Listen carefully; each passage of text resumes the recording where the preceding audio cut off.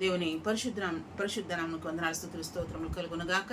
సమయించిన దేవునికి వందనాలు. అలాగే గూగుల్ మీట్ల బిడ్డలు, అలాగే ఆన్లైన్లో ఉన్న బిడ్డలందరూ కూడా నా హృదయపూర్వకమైన వందనాలు చెల్లిస్తున్నాను. ప్రార్థన చేసుకున్నాను.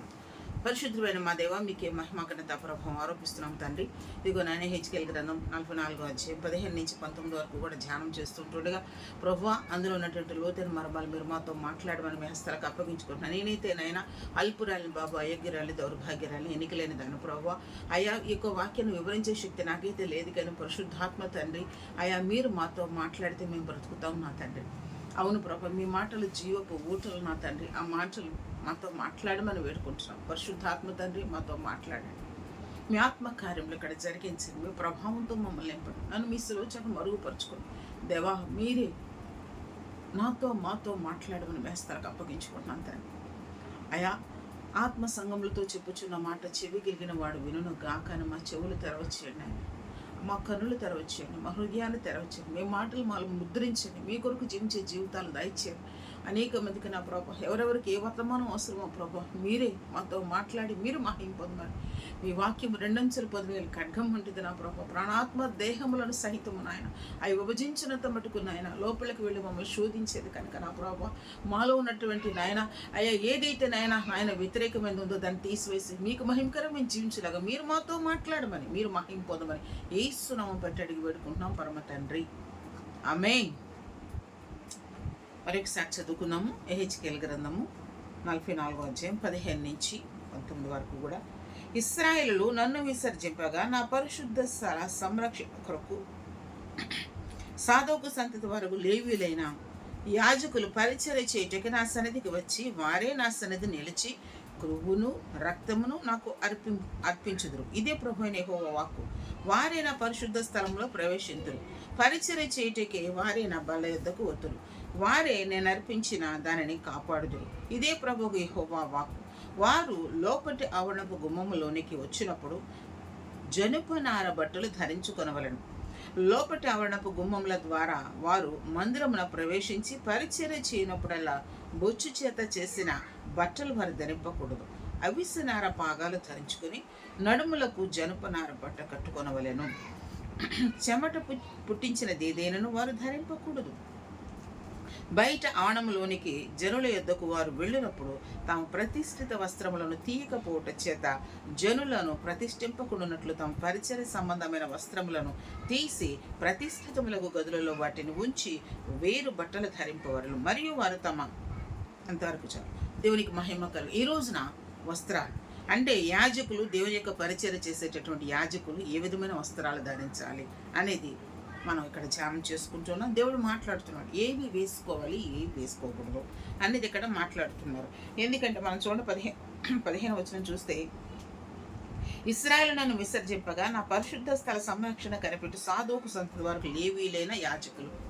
అంటే ఉన్నటువంటి లేవీలైనటువంటి యాజకులు ఏం చేస్తున్నారంటే వాళ్ళంటండి దేవుని సన్నిధిలో వాళ్ళు దేవునికి వేహేయంగా అంటే చేయకూడని కార్యాలు వారు చేస్తున్నారు. అంటే భయంకరమైన గ్రహారాధన ఆ దేశం వారు చేస్తున్న వారు కూడా దాన్ని అనుసరించబట్టంట దేవుడు ఏం చేశాడంటే సాదోకు సంతతి వారిని ఎన్నుకున్నాడట.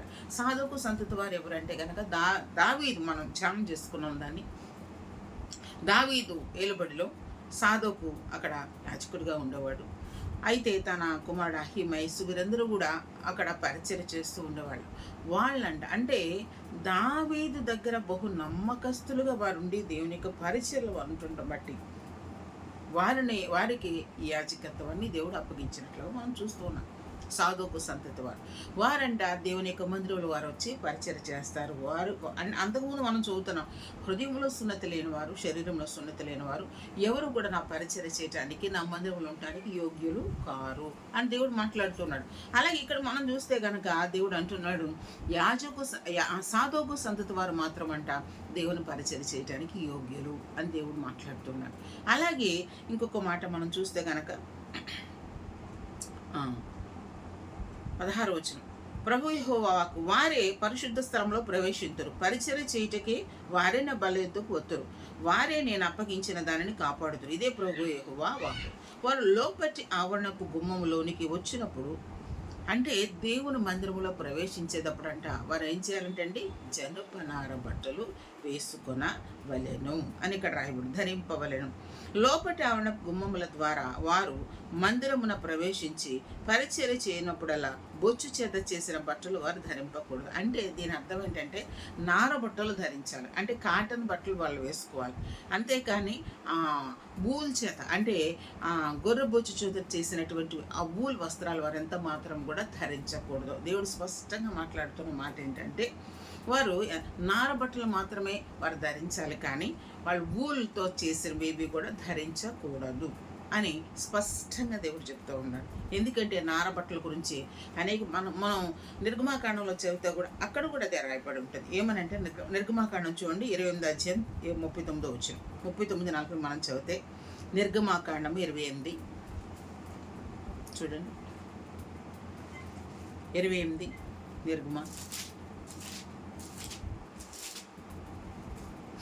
నిర్గమాకాండం 28 అధ్యాయం 39:40 వచ్చిన. మరియు సన్ననారతో చొక్కాయిని బుట్టాపగా చేయవలను. సన్ననారతో పాగమును దట్టిని బుట్టా పనిగా చేయవలను. అహరోను కుమారులకు నీవు చొక్కాయలను కుట్టవలను, వారికి దట్టిలను చేయవలను, వారికి అలంకారమును ఘనతయు కలుగునట్లు కుళ్ళాయిలను వారికి చేయవలను. చాలమ్మా, ఇక్కడ మనం చూస్తే కనుక ఇక్కడ దేవుడు వీరికి కూడా చెప్పింది ఏంటంటే మరియు సన్ననారతో చొక్కాయిని బుట్ట పనిగా చేయవలను. బుట్టా పనిగా అంటే ఏంటంటే అది దాన్ని కుట్టిన దానిగా, అది ఎంబ్రాయిడింగ్ చేసిందని మనం బుట్టా పని అంటాం. ఆ విధంగానంటే దాన్ని చేయాలి అని ఉంటుంది. అంటే ఏఫోదు వారు ధరించుకునేటటువంటి ఏఫోదు సన్నపు నార వస్త్రాలతో చేయాలి. సన్నపు నార వస్త్రాలు అంటే అవి చాలా విలువైనవి ఉండే కాటన్ వస్త్రాలు అన్నమాట, వాటితో చేయాలి అని ఇక్కడ రాయబడింది.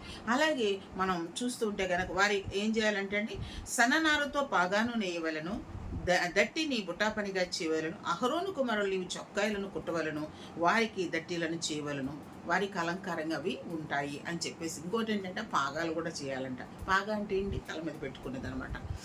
తల మీద కిరీటంలా పెడతారు కదా, దాన్ని పాగా అంటారు. తలకు చుట్టేదాన్ని పాగా అంటారు. కనుక యాజకుని యొక్క వస్త్రాలు ఆయన వేసుకునేది ఏంటంటే ఏఫోదు, అంటే పైనుంచి కింద వరకు కూడా అంగీ ఉంటుంది. ఆ అంగీకి కూడా అంగీ ఎలాంటిది అంటే సన్నపు నారుతో చేసింది చేయాలి. అంత మాత్రమే కాదు, కానీ ఆయన ఆ యొక్క అంటే ఈ యొక్క ఏం చేయాలంటే ఈ యొక్క భుజం నుంచి భుజం వరకు కూడా మధ్యన ఈ వక్షస్థలం ఇదంతా కూడానంట ఏం చేయాలంట ఊరిము తుమ్మిము వాటితోటి ఇక్కడ వాటి అంటే ఆ యొక్క ఇశ్రాయేల్ పేర్లన్నీ కూడాను వారి యొక్క పథకాల మీద రాహిబడి అక్కడ ఉంటుంది. ఆ పథకాలని ఎవరైతే యాజకత్వం చేస్తున్నారో వారు మోస్తూ ఉండాలి. గురుము తుమ్ములోంచి దేవుడు మాట్లాడుతూ ఉండేవాడు వారితో.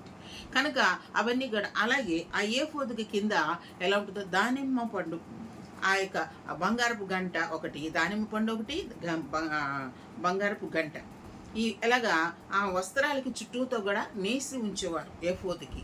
అంటే సన్నపు నార వస్త్రాలతోటి అది ఖచ్చితంగా చేయాలి. అంటే దేనితో చేయాలి? ఏదైనా పర్వాలేదులే, ఏది కాస్ట్లీ దాంతో అని కాదు, కానీ కాటన్ వాటితోనే చేయాలి అన్నట్టు, ఊళ్ళతో చేయకూడదు అనేసి అక్కడ వ్రాయబడింది. ఇది నిర్గమాకాండంలో అక్కడ అలాగే వ్రాయబడింది. యెహెజ్కేలు గ్రంథంలో కూడా దేవుడు మరలా చెప్తున్నది ఏంటంటే ఎలాంటండి సన్నపు నార వస్త్రాలతోని నార బట్టలతోని యాజకులు వారి యొక్క వస్త్రాలని వేసుకోవాలి అని. జనప నార బట్టలు ధరించవలను. చూడండి యెహెజ్కేలు గ్రంథంలో లోపటి ఆవరణపు గుమ్మముల ద్వారా వారు మందిరమున ప్రవేశించి పరిచర్య చేయనప్పుడల్లా బొచ్చు చేత చేసిన బట్టలు వారు ఊలు వస్త్రాలు వేసుకొనకూడదు. అవిసనార పాగాలు ధరించుకొని నడుములకు జనుపు నార బట్ట కట్టుకొనవలెను. చెమట పుట్టించినది ఏదైనాను వారు ధరింపకూడదు. బయట ఆవడంలోనికి జనుల యొద్దకు వారు వెళ్ళినప్పుడు అంటే వాళ్ళంటే ఏం వేసుకోవాలి? కాటన్ వస్త్రాలు వేసుకోవాలి. ఊల్ది చెమట పట్టేస్తుంది కదా, త్వరగా చెమట పట్టేసి ఏమవుతుందంటే అవి చెమట వాసన వచ్చేస్తాయి ఊలి త్వరగా కూడా. ఆ ఊలికి అంటే చెమట పట్టేస్తుంది, కానీ చెమట పుట్టించినది ఏది కూడా మీరు వేసుకోకూడదు అని దేవుడు మాట్లాడతాడు. ఇంకొకటి ఏంటంటే మరి ఒకవేళ దేవుడు మందిరానికి వచ్చి మందిరంలో పరిచర్య చేసేటప్పుడు ఏం చేయాలా? వారి అక్కడ మందిరంలో పరిచర్య చేయడానికి ప్రతిష్ఠించబడినటువంటి వస్త్రాలు అయినటువంటి నారబట్టలు మాత్రమే వారు ధరించుకోవాలి. ఒకవేళ బయటికి వెళ్ళి ఎవరైనా ప్రజలతో దేవునితో మాట్లాడాలంటే వాళ్ళు వేరు బట్టలు వేసుకుని వెళ్ళాలి, కానీ మందిరంలో ఉన్నప్పుడు ఖచ్చితంగా మాత్రం ఏం చేయాలంటే వాళ్ళు ప్రతిష్ఠిత వస్త్రాలు మాత్రమే ధరించాలి అని దేవుడు చెప్తా ఉన్నాడు. ఇప్పటికీ కూడా ఎలాగైతే ఇదివరకు ఏ ఫోత్ ఉండేది అలాగా చూడండి, చాలా మందిరాల్లో అంటే సిఎస్ఐ మందిరంలో కానీ కొన్ని మందిరాల్లో పైనుంచి కింద వరకు కూడా అంగీలు వేసుకుంటారు సేవకులు. ఎందుకంటే దానికి ఏ విధంగా అయితే ఇది వరకు యాజకులు వేసుకున్నారు ఆ విధంగానే వారు కూడా ఇప్పటికీ కూడా అదే ఆచారం చొప్పున వాళ్ళు వేసుకుంటూ ఉంటారు అన్నమాట, అంగీలు వేసుకుంటూ ఉంటారు. దేవుడు అంటున్నాడు అలా వేసుకుని ఉండాలి అని చెప్పేసి ఇదివరకు రోజుల్లో దేవుడు చెప్పాడు. ఇప్పుడు ఏమంటున్నా అంటే ఇంకొకటి, ఇప్పుడు మనకి నూతన నిబంధనలోకి వచ్చిన తర్వాత దేవుడు అంటున్నాడు ఏంటంటే ఎవరంట పరిశుద్ధులైన వారు తెల్లని వస్త్రాలు ధరించాలి. దేవునికి మహిమ కలుగునగాక. ఎవరంటే అండి తెల్లని వస్త్రాలు ధరిస్తారంటే ఎవరు? పరిశుద్ధులైనటువంటి వారు, అంటే హృదయంలో ఏ కల్మషము లేనటువంటి వారు అని. ఎందుకంటే ఇక్కడ ఈ మాట చెప్తా ఉన్నాడు దేవుడు, పరిశుద్ధులైనటువంటి వారు యాజకులు పరిశుద్ధులుగా ఉండి దేవుని యొక్క మందిరంలో పరిచయం చేసేటప్పుడంట వారు ఎలా ఉండాలంట? పరిశుద్ధులుగా ఉండాలి అన్నాడు. ఇంకో చక్కటి మాట దేవుడు మాట్లాడతాడు, మనం చూద్దాం. చూడండి, మలాకీ గ్రంథం తీయడమా, మలాకీలో రెండో అధ్యాయం 7వ వచనం. మలాకీ గ్రంథం 2వ అధ్యాయం 7వ వచనం. 2:7 మనం చూస్తే అక్కడ రాయబడి ఉంటుంది, యాజకులు సైన్యములకు అధిపతియగు యెహోవా దూతలు గనుక జనులు వారి నోట ధర్మశాస్త్ర విధులను నేర్చుకొందురు, వారు జ్ఞానమును బట్టి బోధింపవలెను. మరి ఒకసారి చదువుతాని, యాజకులు సైన్యములకు అధిపతియగు యెహోవా దూతలు. యాజకులు ఎవరంటండి? యెహోవా దూతలు, దేవుని దూతలు అంటండి వాళ్ళు. ఇక్కడ స్పష్టంగా రాయబడింది జకర్యా గ్రంథం 2వ అధ్యాయం 7వ వచనంలో, యాజకులు సైన్యములకు అధిపతియగు యెహోవా దూతలు గనుక జనులు వారి నోట ధర్మశాస్త్ర విధులను నేర్చుకుందురు. అంటే దేవుడు యాజకుల నోట ఏం పెట్టాడంట? ధర్మశాస్త్ర విధులు. అంటే ప్రజలమైన మనము ఏ విధంగా బ్రతకాలి, దేవుని కొరకు ఏ విధంగా బ్రతకాలి, ఏ విధంగా ప్రతిష్ఠించబడిన బ్రతుకు బ్రతకాలి, ఇష్టానుసారమైన బ్రతుకు కాదు, కానీ దేవుని కొరకు ప్రతిష్ఠించుకుని దేవుని కొరకు లోకం నుండి ప్రత్యేకించబడిన బ్రతుకు ఏ విధంగా బ్రతకాలి అనేదంట ఎవరు నేర్పిస్తారు? యాజకులను. ధర్మశాస్త్ర విధులను దేవుడు ఉంచాడట. కనుక ఆ ధర్మశాస్త్ర విధులను యాజకుడు చెప్పినప్పుడంట వారు ఎవరండి? యెహోవా దూతలు. యెహోవా దూతలంట ఎవరు? యాజకులు. అంటే దేవుడు ఎవరినైతే అభిషేకించుకొని నిలబెట్టుకున్నాడో ప్రభు దృష్టిలో వారు ఎవరంటే అండి దూతలు. ఇప్పుడు మనం దూతలు అంటే కనుక దేవుని దగ్గర నుండి వచ్చే దూతలు. ఒకవేళ వర్తమానం చెప్పాలంటే గాబ్రియల్ దూత వస్తూ ఉంటుంది. ఎందుకంటే దేవుడు ఏ వర్తమానం చెప్పమన్నారో ఆ వర్తమానం చెప్పి వెళ్తూ ఉంటారు దూతలు వర్తమానం వచ్చి దేవుడు ఏం చెప్పమన్నాడో ఏం చేయమన్నాడో అది చేసి వాళ్ళు వెళ్తూ ఉంటారు. అలాగే దేవుడు దేవునికి ప్రజలకి మధ్యగా దేవుడు నియమించుకున్నది ఎవరిని అంటే కనుక యాజకుల్ని. యాజకులు చేయవలసిన పనులు ఏంటి అని అంటే కనుక ప్రభు దగ్గర నుంచి మాట తీసుకుని ఏ మాట అయితే ఆయన చెప్పమంటున్నారో అదే మాట తీసుకొచ్చి ప్రజలకు చెప్పాలి. అలాగే ప్రజల దగ్గర నుంచి వారి ప్రాబ్లమ్స్ ఏమున్నాయి, వారు ఏదైతే ప్రార్థన చేయమని అంటున్నారో అది ఎవరికి చెప్పాలి? ప్రభువుకి చెప్పాలి. అంటే దేవునికి మనుషులకి మీడియేటర్గా దేవుడు మధ్యన ఉంచింది ఎవరినంటే సేవకులు అంటే యాజకులు అన్నమాట. వాళ్ళంట ప్రతిష్ఠించబడినటువంటి వారు, దేవుని కొరకు ప్రతిష్ఠించుకున్నటువంటి వారు, దేవుని యందు భయభక్తులు కలిగినటువంటి వారు అంట వారు ఎలా అంటే దేవుని దూతలు గనక వారు ఎలా దేవుడు ఏ మాట అయితే వారు నోట ఉంచారో ఆ మాట మాత్రమే పలకాలి, వేరే మాట ఎంత మాత్రం కూడా వారు పలకకూడదు. ఎందుకంటే దూతలు ఏదైతే సెలవిచ్చారో అది మాత్రమే వారు చెప్పవలసిన వారుగా ఉన్నారు. అయితే కొన్ని సందర్భాల్లోనంట మనం చూద్దాం, వాళ్ళు ఏ విధమైనటువంటి ఎక్కడా కూడా ఏ లోపం లేని వారిగా యాజకులు ఉండాలి. ఒకవేళ ఏదైనా లోపం ఉంటే గనక దేవుడు ఎంత మాత్రం కూడా వారిని వాడుకోడు. కనుక మనం యెహెజ్కేలు గ్రంథం 2వ అధ్యాయం 1వ వచనం అక్కడ రాయి ఉంటుంది, నరపుత్రుడా చక్కగా నిలబడు, నా ఆత్మతో నిన్ను అభిషేకిస్తానని దేవుడు మాట్లాడుతున్నాడు. చక్కగా నిలబడు. ఆ చక్కగా అంటే అర్థం ఏంటంటే ఏ వంకరతనం ఉండకూడదు, మన జీవితాలు ఏముండకూడదు, ఏ వంకరతనం కూడా ఉండకూడదు. వంకరతనం ఉంటే దేవుడు అంటున్నాడు అంటే ఆ వంకరతనాన్ని బట్టి అంటే దేవునికి దూరంగా ఉండవలసిన. వంకరతనం అంటే ఏంటంటే సరి చేసుకోలేని పరిస్థితి, తప్పు అని తెలిసిన తప్పు చేస్తూ ఉంటారన్నమాట. అది సరి చేసుకోలేని పరిస్థితిని వంకరతనం అంటున్నాడు. అయితే ఇంకొక మాట మనం చూస్తే కనుక యాకోబులు ఏ వంకరతనము లేదట. యాకోబులు ఏం లేదట, ఏ వంకరతనమో లేదు అనేసి మాట్లాడుతూ ఉన్నాడు.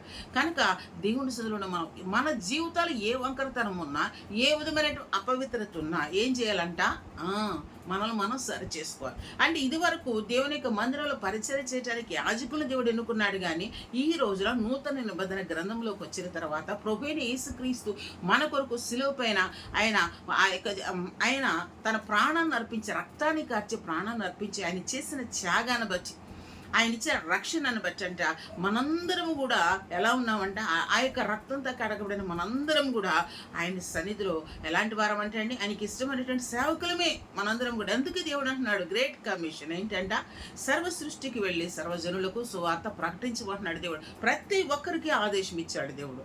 అంటే ప్రతి ఒక్కరు కూడా దేవుని దృష్టిలో ఎలా ఉండాలి, ఏ విధమైన లోపం లేని వారుగా వారు ఉండాలి. ఒకవేళ ఏదైనా లోపం నువ్వు ఎక్కడికైనా వెళ్ళి సువార్త ప్రకటించి నీలో ఏదైనా లోపం ఉంటే నువ్వు చెప్పి సువార్త వారికి అర్థం కాదు, కానీ నీలో ఉన్న లోపాన్ని వాళ్ళు చూస్తారు. కనుక దేవుని సన్నిధిలో మనలో ఉన్న లోపాలు మనం సరి చేసుకుని ఎవరికైనా సువార్త చెప్పినప్పుడు అది ఫలభరితంగా ఉంటుంది, ఖచ్చితంగా ఫలభరితంగా ఉంటుందంట. కనుక ఎవరంటండి, సేవకులంట దేవుని దూతలు. అంటే దేవుని చేత అభిషేకించబడిన వారు దేవుని దూతలు.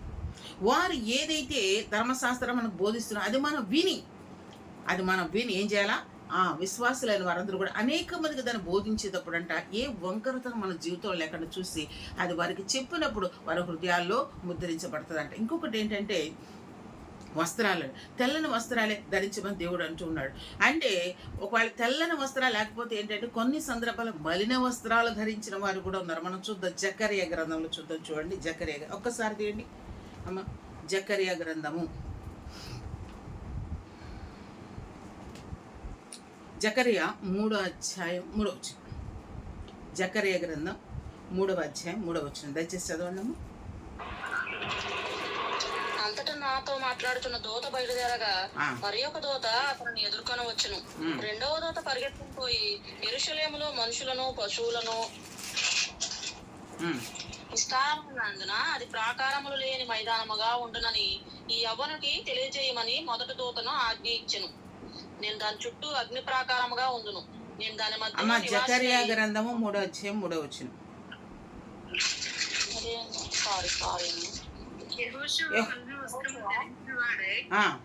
దూత సముఖంలో నిలబడి ఉండగా దూత దూత నిలిచి ఉన్న వారిని పిలిచి ఇతని మైలుబట్టును తీసివేయుడని ఆజ్ఞాపించి, నేను నీ దోషమును పరిహరించి ప్రశస్తమైన వస్త్రములతో నిన్ను అలంకరించుచున్నాను అని సెలవిచ్చెను. అతని తల మీద తెల్లని పాగా పెట్టించుడని నేను మనవి చేయగా వారు అతని తల మీద తెల్లని పాగా పెట్టి వస్త్రముతో అతన్ని అలంకరించిరి. యెహోవా దూత దగ్గర నిల్చుండెను. అప్పుడు యెహోవా దూత యెహోషువకు ఇలాగూ ఆజ్ఞ ఇచ్చెను, సైన్యములకు అధిపతియగు యెహోవా సెలవిచ్చినదేమనగా, నా మార్గములలో నడుచుచు నేను నీకు అప్పగించిన దాన్ని భద్రముగా గైకొని ఎడల నీవు నా మందిరం మీద అధికారివై నా ఆవరణములను కాపాడువాడు అగుదువు.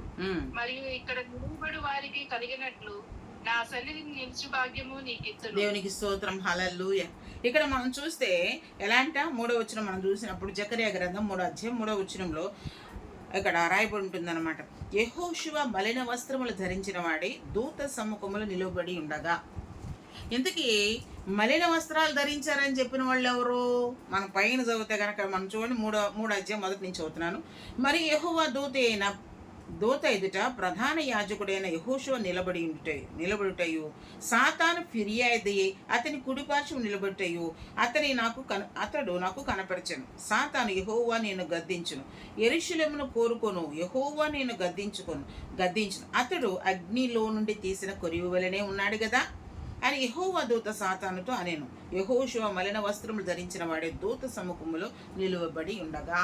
అంటే మలిన వస్త్రాలు అంటే నీలో మలినం కలిగించేది ఏదున్నా, నీ హృదయంలో మలినం కలిగించేది ఏదున్నా, ఏ మలిన వస్త్రాలు అంటే పరిశుద్ధమైనటువంటి వస్త్రాలు నీకు లేకుండా మలిన వస్త్రాలు ఉంటే సాతానంట ఫిర్యాది అయి. అంటే ప్రభువు ఏమో నా బిడ్డ చూడు ఎంత మంచి ప్రార్థన చేస్తున్నాడు, ఎంత బాగున్నాడు అంటే సాతాను వచ్చి అంటది ఏం ప్రార్థన చేస్తున్నాడు, మలిన వస్త్రాలు కలిగిన వాడు కదా, మలిన వస్త్రాలు వేసుకుని ప్రార్థన చేస్తే తనలో అంటే నీతి లేదు కానీ తనలో అంటే పరిపూర్ణమైన పరిశుద్ధత లేదు కదా, నువ్వు ఎలాగా మంచివాడని అంటున్నావని దేవుని మీద అంటే ఆ సాతాను ఫిర్యాదు చేస్తుందట. అంటే ఎవరైతే మలిన వస్త్రాలు ధరించున్నారో, ఎవరైతే మలిన పడి ఉంటున్నారో, ఎవరైతే అంటే అపరాధముల చేత, పాపముల చేత, దోషముల చేత నిలవబడి ఉంటున్నారో, ఆ ఎవరైతే దేవునికి వ్యతిరేకంగా ఉంటున్నారో వారిని బట్టి అంట సాతాను ఏం చేస్తుంది, దేవునికి ఫిర్యాదు చేస్తుందంట. నువ్వు చాలా మంచోడు, చాలా మంచిది నా కుమార్తె, నా కుమారుడు మంచోడు అని చెప్తున్నావు కదా, మరి వాళ్ళు మలిన వస్త్రాలు వేసుకుని ఉన్నారు కదా, నువ్వు ఎలా వారిని అంగీకరిస్తావని చెప్పేసి అంట మన మీద ఏం చేస్తుందంటే సాతాను ఫిర్యాదు ఉంటుందంట. అంటే నీకు ఎగ్నెస్ట్గా మాట్లాడుతుంది సాతాను. అప్పుడు దేవుడు అంటున్నాడంట ఎలా, అక్కడ నిలబడం యెహోషువ అంటే ఆ యెహోషువ మలిన వస్త్రములు ధరించిన వాడి దూత ఎదురు నిలబడినప్పుడంట అక్కడ చూడండి ఎంత మంచి మాట రాయబడిందో. దూత దగ్గర నిలిచిన వారిని పిలిచి ఇతని మైల బట్టలు తీసివేయడని ఆజ్ఞాపించి నేను నీ దోషమును పరిహరించి ప్రశస్తమైన వస్త్రములతో నేను అలంకరించుచున్నానని చెప్పాను. అంటే మలిన వస్త్రాలతో అక్కడ నిలబడినప్పుడంట ఆ సాతాను ఫిర్యాది దేవుని సముఖంలో నువ్వు ఎలా యెహోషువను నువ్వు ఎలా అలౌ చేస్తున్నావు, అసలు ఎలా ప్రేమిస్తున్నావు, నువ్వు ఏ విధంగా అంగీకరిస్తున్నావు అని చెప్పేసి దేవుణ్ణే క్వశ్చన్ చేస్తుందంట సాతాను. అప్పుడు అక్కడున్న నిలిచిన దూతతోటి దేవుడు అంటున్నాడు ఏమనంట, నువ్వు ఇమ్మీడియట్గా వెళ్ళి యెహోషువకు ఉన్నటువంటి ఆ మలినమైన వస్త్రాలు తీసివేసి ప్రశస్తమైన వస్త్రాలు అతనికి తొలగించు అని మాట్లాడుతున్నాడు. అంటే ఒకవేళ ఏ విధమైన సాతానమైన ఆటంకాలు నీ జీవితంలో ఉన్నప్పుడు నువ్వు మలినపడిన దానివిగా ఉన్నప్పుడు అంటే దేవుని సన్నిధిలో నిలబడితే ఎలా ఉంటుంది, సాతాను నీ మీద ఫిర్యాదు. సాతాను మనల్ని బట్టి ఏం చేస్తే ఫిర్యాదు చేస్తుంది అంటే దేవునికి చేసినప్పుడు అంట దేవుడు అంటున్నాడు, ఒకవేళ దేవుని సన్నిధిలో నువ్వు మోకరించి కన్నీరుగార్చి ప్రార్థన చేసి ప్రభువా పాపిని ప్రభు నన్ను క్షమించి ప్రభు అని అడిగితేనంట ప్రభు అంట ఏం చేస్తారంటే అండి వెంటనే దూతకు ఆజ్ఞాపించి అతని మలిన వస్త్రములు తీసివేయి అన్నప్పుడంట దూత ఏం చేశాడు, మలిన వస్త్రములు తీసివేసి ప్రశస్త వస్త్రములు వేసిన వాడిగా అక్కడ ఉన్నప్పుడంట అప్పుడు దేవుడు ఏం మాట్లాడుతున్నాడు చూసారా, తల మీద చూడండి అతని తల మీద తెల్లని పాగా పెట్టించుడని నేను మనవి చేయగా, అంటే వస్త్రాలు వేసిన తర్వాత ఇతని మైల బట్టలు తీసివేయడని ఆజ్ఞాపించి నేను నీ దోషమును పరిహరించి ప్రశస్తమైన వస్త్రములతో నేను అలంకరించుచున్నానని సెలవిచ్చాను. నీ దోషములను తీసివేసి, దోషాలు ఉంటే ఎలా ఉంటుందంట మైలపడినట్లు మలిన వస్త్రాలు ఉన్నట్లుగానే దేవుని దృష్టిలో మలిన వస్త్రాలతో కనపడుతుంటే ఏ దోషం, ఏ అపరాధం, ఏ విధమైనటువంటి ఒకవేళ ఏ మలినం మన జీవితంలో ఉన్నప్పటికీ కూడా అంటే అసూయ, ద్వేషం, మత్సం, కోపం ఇవన్నీ కూడా దేవునికి హేయమైనవే, సాతాను సంబంధమైనవి కనుక మార్కు సువార్త 7:21 ఉంటుంది కదా, లోపల నన్ను హృదయం నుంచి వచ్చినవన్నీ ఇవన్నీ కూడా అవే కనుక అలాంటిది ఏది నీకున్నా దేవుని దృష్టిలో ఉంటాడ మలిన వస్త్రములు కలిగిన వాడివిగా కలిగిన దానిగా ఉన్నప్పుడంట. అంటే దేవుడు అంటున్నాడు వెంటనే ఎప్పుడైతే అయ్యో నేను ఇలా మలిన వస్త్రాలు కలిగి ఉన్నానే అని దేవుని సన్నిధిలో మోకరించి కన్నీరుగా ప్రార్థన చేసినప్పుడు నీ దోషములు పరిహరించి ఉన్నాను. దేవునికి స్తోత్రం. హల్లెలూయా. రాత్రి కాల సమయం ముందు ప్రతి ఒక్కరు దోషములు ఈశ్వరములు దేవుడు పరిహరించును కాక. అది ఎలాంటి దోషమైనా, ఎలాంటి అది దేవునికి దుర్నీతైనా, ఎలాంటి పాపం నీ జీవితంలో ఉన్నా, అది ఎంత భయంకరమైనప్పటికీ కూడా దేవుడు క్షమించడానికి సిద్ధ మనసు కలిగిన వాడు. నీ వైపు చూస్తున్నాడు ఆయన. నీ మలిన వస్త్రాలు తీసివేసి నీకు ప్రశస్త వస్త్రాలు వేయాలని లోబడిన వాళ్ళని ప్రజల కొరకు దినమెల్లా ఆయన చేతులు చాప నీ వైపు చూస్తున్నాడు. నేను బ్రతుకులాడుతున్నా దేవుడు ఆయన. కనుక ఎవరైతే ఆ విధంగా ఉంటారో ఆ యొక్క మలిన వస్త్రాలు తీసివేయాలంటే దేవుని సన్నిధిలో అంటే మోకరించి ప్రభువా నా అపరాధములు నా దోషములు క్షమించు ప్రభువా, అయ్యా నీకు వ్యతిరేకంగా నేను ఉన్నాను ప్రభువా నన్ను క్షమించు ప్రభు అని అంటేనంటే వెంటనే దేవుడు అంటున్నాడు, దూతకు ఆజ్ఞాపిస్తున్నాడు ఆయన మలిన వస్త్రములు తీసివేసి ప్రశస్త వస్త్రములు వేయమని చెప్పేసి అక్కడ మనం చూస్తున్నట్లుగా ఉన్నాం. ఇంకొకటి ఏంటంటే అలా వేయటమే కాదు కానీ ఇంకోటి ఆయన తల మీదంట ఏం పెట్టాలంటే తల మీద తెల్లని పాగా పెట్టించుడని నేను మనవి చేయగా, తెల్లని పాగా దేవునికి మహిమ కలుగును గాక. వారు అతని తల మీద తెల్లని పాగా పెట్టి వస్త్రములతో అతను అలంకరించింది. యెహోవా దూత దగ్గర నిల్చుండేను. అప్పుడు యెహోవా దూత యెహోషువకు ఎలాగో ఆజ్ఞాపించాను. సైన్యములకు అధిపతికి యెహోవా సెలవిచ్చినదేమనగా, నా మార్గములలో నడుచుచు నేను నీకు అప్పగించిన దానిని భద్రముగా గైకొని నెడల నీవు నా మందిరం మీద అధికారివై నా ఆవరణంలో కాపాడు వాడు వగినట్లు మరియు ఎక్కడ నిలబడు వారికి తగినట్లు నా సన్నిధి నిలుచు భాగ్యం నీకు. దేవునికి స్తోత్రం. హల్లెలూయా. దేవుని సన్నిధిలో నిలబడేవారు ఎంత పరిశుద్ధులుగా ఉన్నారు. పరిశుద్ధులు మాత్రమే దేవుని సన్నిధిలో ఉంటారు గనక ఎవరైతే మలిన వస్త్రాలు కలిగిన వారుగా, మలినమైన మనసులు కలిగిన వారుగా, పాపము మనసు, ఏ విధమైనటువంటి పాపము, దోషము, అపరాధములు, చెడు ఆలోచనలు, చెడు మనస్తత్వం, చెడు మార్గాలు నడుస్తున్న వారందరూ కూడాను దేవుని దృష్టిలో మలిన వస్త్రాలు ధరించిన వారు ఉన్నారు కనుక దేవుడు అంటున్నాడు, నిన్ను నువ్వు సరి చేసుకుని రాత్రి మోకరించి దేవుని సన్నిధిలో ప్రార్థన చేసి ప్రభువా అని అడిగితే, నన్ను క్షమించు ప్రభువా, కనికరించు ప్రభువా, కృప చూపించయ్యా, కటాక్షించు ప్రభువా అని ఆయన సన్నిధిలో మోకరించి కన్నీరు కార్చి అడిగితేనంటే దేవుడు నీ దోషములను నేను పరిహరిస్తాను. నీ దోషములను పరిహరించగలిగినటువంటి దేవుడు, క్షమించగలిగిన దేవుడు, నీలో ఉన్న మలినాన్ని తీసివేసి ప్రశస్తమైన వస్త్రాన్ని ఇచ్చే గొప్ప దేవుడు మన యేసయ్య. కనుక ఆయన వైపు రాత్రి కాల్సి ఏ మలినం ఉందో, ఏ పాపం ఉందో, ఏ అపరాధముల చేత చచ్చిన వారంగా ఉన్నాము, దేవుని సన్నిధిలో ప్రభువా నన్ను క్షమించి ప్రభు మోకరిస్తే ఈ రాత్రి దేవుడు కనికరించి క్షమించును గాక. ఆమె మనం చూస్తే తప్పిపోయిన కుమారుడు తన తండ్రి దగ్గర నుంచి ఆస్తంతా పట్టుకుని వెళ్ళిపోయాడు. తన తండ్రి దగ్గర నుంచి ఆస్తంతా పట్టుకుని వెళ్ళిపోయాడు. తన ఇష్టానుసారంగా చేసుకున్నాడు. తండ్రిని అడిగినప్పుడు కూడా ఎరా నేను ఎందుకు ఇస్తాను, ఇవ్వనాను అల్లా ఇచ్చేసి నాకు అదంతా తీసుకెళ్ళి దుర్వ్యాపారం చేత మొత్తం అంతా కూడా పాడు చేసేసి తినటానికి తిండి లేక పండుల పొట్టు తినేటటువంటి పరిస్థితికి మలిన వస్త్రములు, తన దేహమంతా కూడా దేవునికి ఎలా ఉందంటే మలిన వస్త్రములు అంటే అపరాధముల చేత పాపం చేత చచ్చిన వాడిగా పందుల పొట్టు తినడానికి అక్కడ ఉన్నప్పుడంట అప్పుడు తండ్రి గుర్తుకొచ్చంట, అయ్యో నా ఇంట్లో పని వాళ్ళు కూడా ఎంతో బాగున్నారు కదా, నేను ఎందుకు ఇలా ఉంటాం అని తన తండ్రి దగ్గరికి వెళ్ళాలని నిశ్చయించుకుని అక్కడికి వెళ్ళినప్పుడంట తండ్రి దగ్గరికి వెళ్తుంటే దూరం నుండి వస్తున్న కొడుకుని తండ్రి చూసి పరిగెత్తుకుంటూ వెళ్ళిపోయాడు. అంటే దేవునికి మహిమ కలు ఒక ఈ లోకపు తండ్రి పరుగులు పెట్టుకుంటూ వెళ్ళాడంటే పరలోక తండ్రి ఎంత నువ్వు మోకరించి కన్నీరు గాచి ప్రార్థన చేస్తే ఎంతగా నీ పక్షంగా దేవుడు గొప్ప కార్యాలు జరిగిస్తాడండి. దిగిరాడా ఆయన ఖచ్చితంగా దిగి వస్తాడు.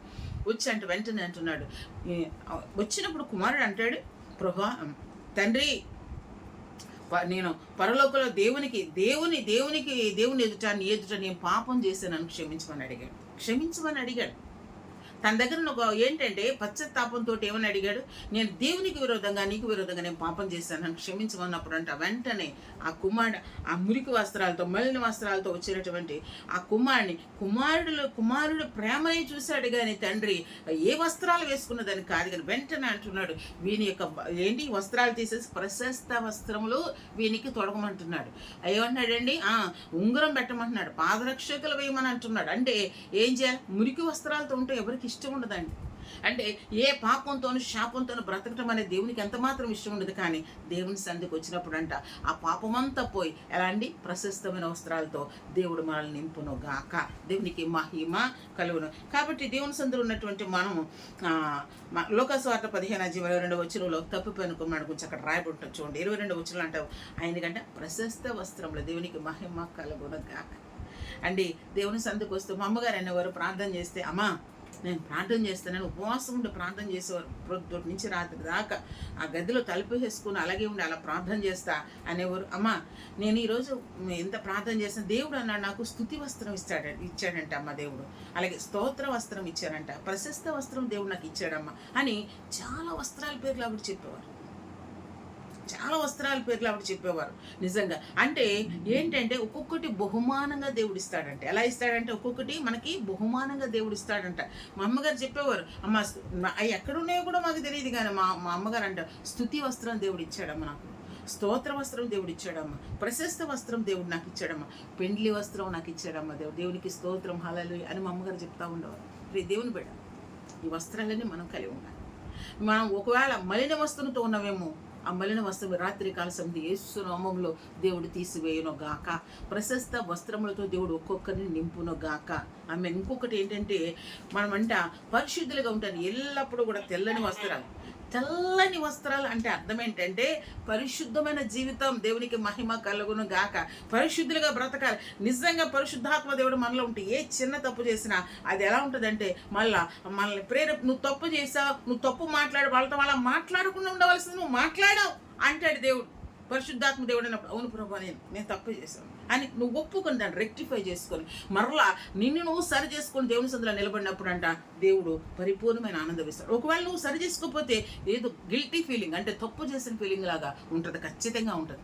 నువ్వు ఒకవేళ తప్పు చేస్తే దేవుడు నేను గద్దించినప్పుడు నువ్వు సరి చేసుకుంటే ఆయనకి ఇష్టంగా ఉంటావు, ఖచ్చితంగా ఇష్టంగా ఉంటావు. ఎంత మాత్రం కూడా ఆయన నిన్ను త్రోసివేయడు, ఎంత మాత్రం కూడా దేవుడు నిన్ను త్రోసివేయడు. ఇంకొకటి ఏంటి, సన్నపునార వస్త్రాలు అంటే ఏంటి అనేది ఒకసారి చూద్దాం. ప్రకటన గ్రంథం చూద్దాం, 19వ అధ్యాయం.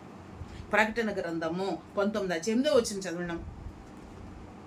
ప్రకటన గ్రంథం 19వ అధ్యాయం 8వ వచనం. మరియు ఆమె ధరించుకొనుటకు ప్రకాశములను నిర్మలము అయిన సన్నపు నారబట్టలు ఆమెకి ఇయ్యబడను. అది పరిశుద్ధుల నీతి. చాలా దేవునికి మహిమ కలుగునుగాక, దేవునికి స్తోత్రం. మరియు ఆమె ధరించుకొనుటకు ప్రకాశములను నిర్మలములనైన సన్నపు నార బట్టలు ఆమెకి ఇయ్యబడెను. అవి పరిశుద్ధుల నీతి క్రియలు. అంటే మనం ఈ లోకంలో బ్రతికినప్పుడు ప్రభువైన యేసుక్రీస్తు దేవుని కలిగి ఉన్న యెహోవా దేవుడుగా గల జనులు ధన్యులు. ఆయన ఎదుటంట యథార్థంగా ఈ లోకంలో మనం బ్రతికితేనంట ఏమిస్తారంటండి, సన్నపు నార వస్త్రాలు పరలోకంలో ఇస్తారంట. అవి ఏంటి అని అంటే గనక పరిశుద్ధుల నీతి క్రియలు. దేవునికి మహిమ కలుగును గాక. ప్రియ దేవుని బిడ్డ, దేవుని ఎదుట పరిశుద్ధమైన నీతి క్రియలు నీ జీవితంలో ఉన్నాయా? ఒకవేళ సెల్ఫిష్గా ఉంటే ఎంత మాత్రం కూడా అంటే ఆ నీతి క్రియలు మనం చేయలేం. అంటే ఇది నాకే, ఇది నా బిడ్డలకే, ఇది నా కుటుంబానికి అని మనం అనుకున్నాం అనుకో, మనల్ని మనం అలాగ అనుకుని ఉంటే కనుక ఖచ్చితంగా దేవుని యొక్క నీతి నెరవేర్చే వరకు మనం ఉండలేము. కానీ దేవుడు మనకి ఇచ్చింది సమస్తం కూడా ఎవరికి అవసరతలు ఉన్నారో వారి అవసరత తీర్చేవారుగా, ఎవరు అక్కర్లో ఉన్నారో వారి కోసం ప్రార్థన చేసేవారుగా, ఎవరు తినటానికి లేరో నువ్వు తినే దాంట్లోంచి కొంచెం వాళ్ళకి పెట్టు. అంటే ఎవరికైనా సాయం చేయాలంటే నువ్వు కోట్లకు అధిపతి ఉండాల్సిన అవసరం లేదు. కానీ నీకు ఇచ్చిన దాంట్లో, దేవుడు నీకు ఇచ్చిన దాంట్లో ఇంత నువ్వు వాళ్ళకి ఆకలి తీరిస్తే చాలు.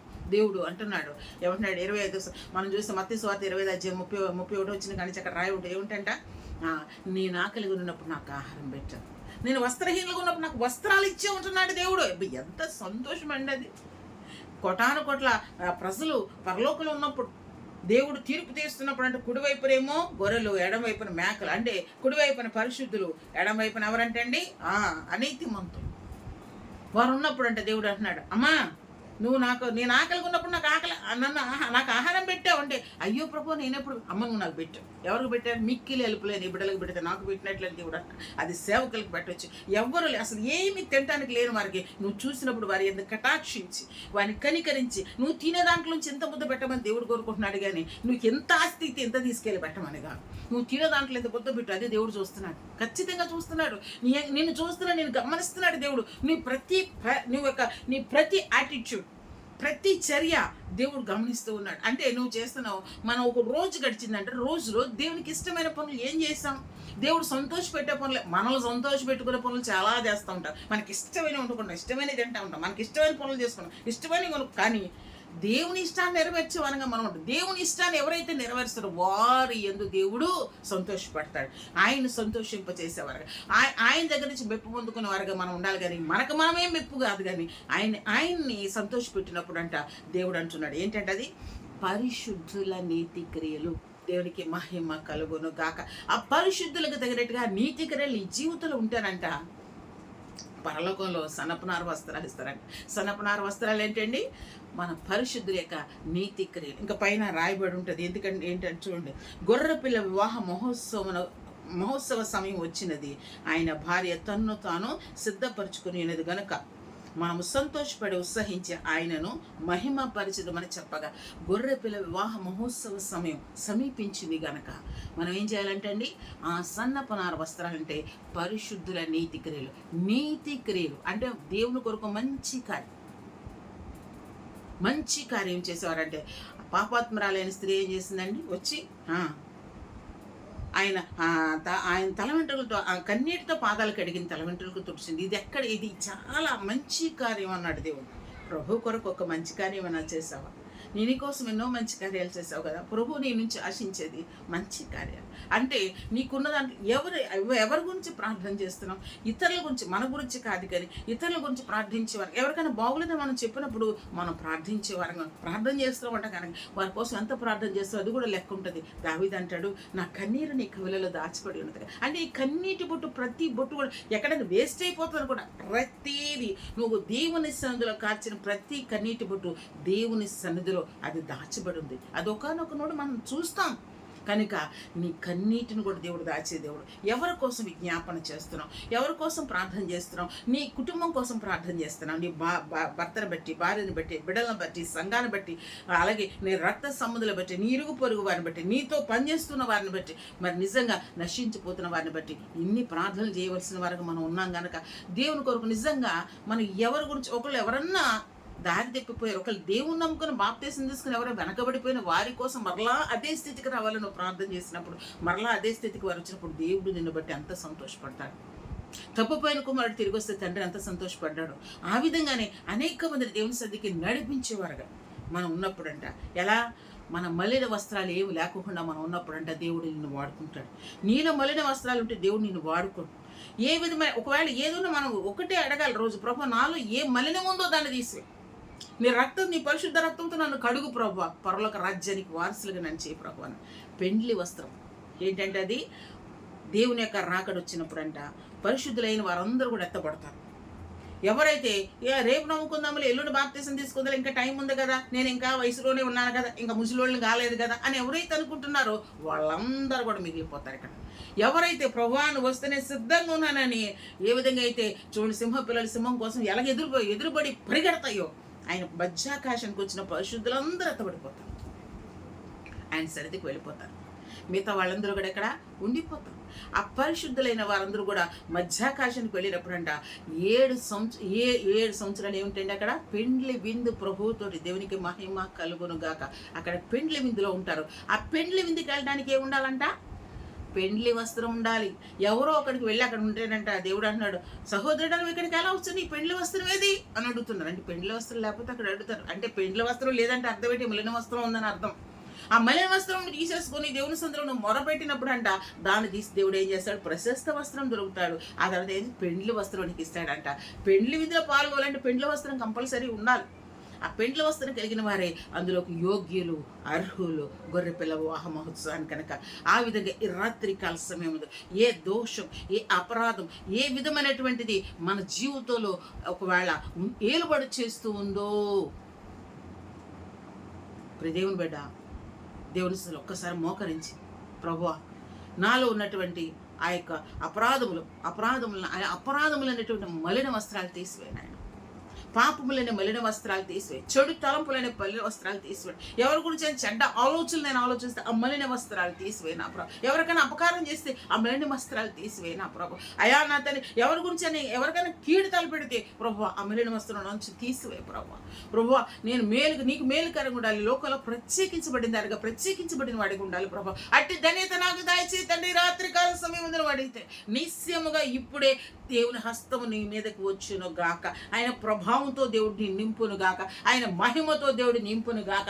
రక్షణ కార్యములు, అద్భుత కార్యములు ఈ రాత్రి కాల సమయముందు దేవుడు నీ పక్షంగా జరిగించును గాక. నీ కన్నీటిని దాటిపోయే దేవుడు కాదు. నీ బాధలు బట్టి నేను విడిచిపెట్టే దేవుడు కాదు. నిన్ను అనాథగా వదిలిపెట్టే దేవుడు కాదైనా నీ సమస్త పరిస్థితులైన దేవుడు, నీ పరిస్థితులను మార్చి, నీ స్థితిగతులను మార్చే దేవుడు. నువ్వు చేస్తున్న ప్రార్థన బట్టి నీ మలిన వస్త్రాలు తీసివేసుకుంటా నువ్వు ఇష్టపడుతూ ప్రశస్త వస్త్రాలతో దేవుడు నింపి, దేవుడు అంటున్నాడు ఆయన మందిరం మీద అధికారం ఇస్తాడండి, ఏలుబడి చేసే భాగ్యం ఇస్తాడు. అనేక మందిని నడిపించి, అనేక మందికి నువ్వు నీ నోట దేవుడు మాటల నుంచి నువ్వు అనేక మందిని సువార్త ప్రకటించి దేవుని సన్నిధికి నడిపించగల శక్తిని ఆయన ఇస్తాడంటే దేవునికి మహిమ కలుగును గాక. కనుక ఈ రాత్రి కాలం అట్టి భాగ్యం నాకు దయచి దేవుడు అంటున్నాడు, నా సన్నిధి నిలుచు భాగ్యం నీకు ఇస్తానంటున్నాడు. నా సన్నిధి నిలుచు భాగ్యం నీకు ఇస్తానంటున్నాడు. ఎంత గొప్ప మాట అండి. ఆ సిలువలో దొంగతో ఏమన్నాడు? నేడు నీవు నాతో పరదేశులు ఉండువుగాక అంటున్నాడు. ఆ విధంగానే ఉన్నాడు. నా సన్నిధి నిలుచు భాగ్యం ఎప్పుడంట? మలిన వస్త్రాలు తీసి వేసుకొని ప్రశస్త వస్త్రములు దేవుడి సదులో నువ్వు వేసుకున్నప్పుడంట, దేవుని సన్నిధిలో కన్నీరు గార్చినప్పుడు నీ అపరాధం, నీ యొక్క దోషములు క్షమించబడి నీ ప్రశస్త వస్త్రములు ఇమ్మని దేవుడు దూతతో చెప్తున్నాడు దేవుడు. కనుక ఈ రాత్రి కాల సముద్రాన్ని కడుగు నా తండ్రి, మీ పరిశుద్ధ రక్తంతో నన్ను కడిగాయ, నా దోషములు అపరాధములు క్షమించినాను, ప్రశస్త వస్త్రాలతో నింపినాను, యోగ్యులుగా నన్ను చేతండి, పరలోక రాజ్యానికి యోగ్యులుగా మమ్మల్ని చేయను, పరిశుద్ధుల గుంపులు మేము సహాయం చేయి, అట్టి ప్రార్థన జీవితాన్ని నాకు దయచేయను, మిమ్మల్ని అనుసరించే జీవితాన్ని నాకు దయచేయను అయ్యా. నాలో ఏదైతే నీకు వ్యతిరేకంగా ఉందో వాటన్నిటి నుంచి నాకు విడుదల, సాతాను బంధకములు, సాతాను ఆలోచనలు, సాతాను కట్ల నుంచి యేసు నామములో విడుదల కలుగును గాక. దేవుని యొక్క శక్తితో, దేవుని యొక్క బలంతో, దేవుని యొక్క అభిషేకంతో యేసునామములో దేవుడు నిన్ను నింపును గాక. నిన్ను బట్టి నీ కుటుంబం యేసునామములో రక్షించబడును గాక. నువ్వు అనేక మందికి దీవెనకరంగా, ఆశ్చర్యకరంగా, మాదిరికరంగా దేవుడు నేను చేయను గాక. దేవునికి స్తోత్రం కలుగును గాక. హల్లెలూయా. దేవుడు అట్టి అభిషేకంతో నింపును గాక.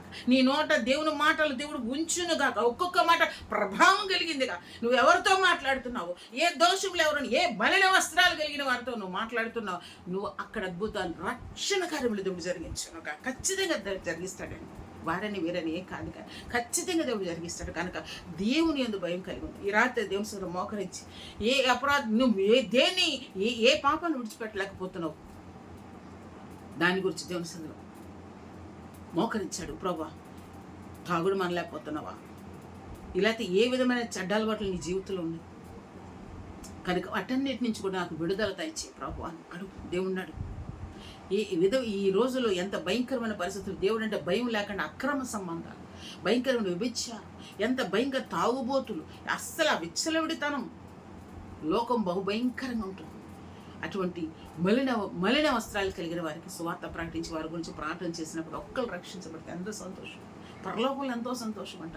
ఆ విధంగా అలాంటి వారికి కూడా సువార్త ప్రకటించి దేవుని కొరకు నిలబడే గొప్ప ధన్యత, నా సన్నిధి నిలిచే భాగ్యం నేను నీకు ఇస్తానంటున్నాడు. కనుక మనం ప్రశస్త వస్త్రములు కలిగి దేవునికి మహిమకరంగా ఉందాం. అటు దేవుని ఆశీర్వాదం రాత్రి కాల సమయం దేవుడు మనకు దయచేయను. చిన్న ప్రార్థన చేసుకుందాం. ఎవరికి వారే మోకరించి, ప్రభువా నన్ను దర్శించిన, నువ్వు నన్ను చూసినప్పుడు నాలో ఏ విధమైన మలినం కలిగి ఉన్నాను, ఆ మలినం నుంచి నాకు విడుదల కల్పించి, ఆ మలిన వస్త్రాలు తీసివేయ, నా దోషాలు క్షమించిన, నా అపరాధముల పాపములు, దోషం పాపము క్షమించును, నాలో ఉన్న మలినమంతా తీసివేనా, నీ పాదాలు పట్టుకుంటున్నానైనా అయా నాయనా అని దేవుని సొంత అంగలార్చి కన్నీరు గారి ప్రార్థన చేస్తే ఖచ్చితంగా కనికరించబడు. దేవునికి మహిమ కలుగును. ప్రభువా మీకే వందనాలు, స్తుతులు, స్తోత్రాలు. రాత్రి కాలం బిడ్డలందరూ మీ హస్తాలకు అప్పగించుకుంటున్నాను తండ్రి. ఒక్కొక్కరిని దర్శించండి నాయన. ఒక్కొక్కరిని నా ప్రభువా వారి హృదయ స్థితి ఎరిగిన దేవుడు, వారి స్థితిగతులను ఎరిగిన దేవుడు, సమస్త పరిస్థితుల్లో మార్చగలిగిన శక్తిమంతుడమైన గొప్ప దేవుడు నీవే. అవును ప్రభా, అయ్యా నీ ఎదురుగున్నాను ఆయన యెహోషువ నిలబడినప్పుడు నాయన సాతాను ఫిర్యాదే చెప్తుంది, అయ్యా మలిన వస్త్రములు కలిగిన వాడిగా ఉన్నాడని చెప్పినప్పుడు నా ప్రభా, అయా నా తను యెహోషువ నాయన మీ సందులో ప్రార్థించినప్పుడు నాయన, అయా నా తను నీ దోషములు క్షమించబడినని చెప్పి అయా దూతతో మీరు చెప్తున్నారు. తన మలిన వస్త్రములు తీసివేసి ప్రశస్త వస్త్రములు వేయమని చెప్తున్నారు నా ప్రభా. అవును తండ్రి, ఆ ప్రశస్త వస్త్రములు ధరించిన వారిగా మీ ఉండే నా ప్రభా, మీ సన్నిధిలో అయా యాజకత్వం చేయాలంటే నా ప్రభా ఏ విధమైన దోషము లేకుండా మీ సన్నిధిలో ఉండాలి. ఆయా ఒక ప్రతిష్ఠితమైన వస్త్రాలు ధరించిన వారిగా ఉండాలి. కనుక అవును ప్రభా, మేమందరం కూడా మీ ఎదుటనైనా నిందారహితులుగా, నిర్దోషులుగా, నిష్కలంకులుగా మేము జీవించిన ప్రభా పరలోక రాజ్యానికి వారసులుగా ఉంటానికనైనా, అలాగే ఎత్తబడిన పరిశుద్ధుల గుంపులో మేము ఉంటానికనైనా అయా ఈ రాత్రి కాల్సిన ఒక్కొక్కరు దర్శించండి, వారిని మార్చండి, వారిలో ఉన్న మలినాలు తీసివేయండి, పరిశుద్ధపరిచి పరలోక రాజ్యానికి వారసులుగా చేసి మీరు మహిమ పొందమని ఈ వాక్యం ఉన్న ప్రతి ఒక్కరితో మీరు మాట్లాడండి, మీ గొప్ప కార్యములు జరిగించండి, మీరు మహిమ పొందమని సమస్త మహిమ, ఘనత, ప్రభావం మీకు ఆరోపిస్తూ మా కొరకు త్వరలో రానైనా ప్రభువైన క్రీస్తు ప్రశస్తనామమును బట్టి అడిగి వేడుకను పొందుకుంటున్నాం పరమ తండ్రి. ఆమేన్. ఆమేన్. పరమ తండ్రి దేవుని యొక్క ప్రేమ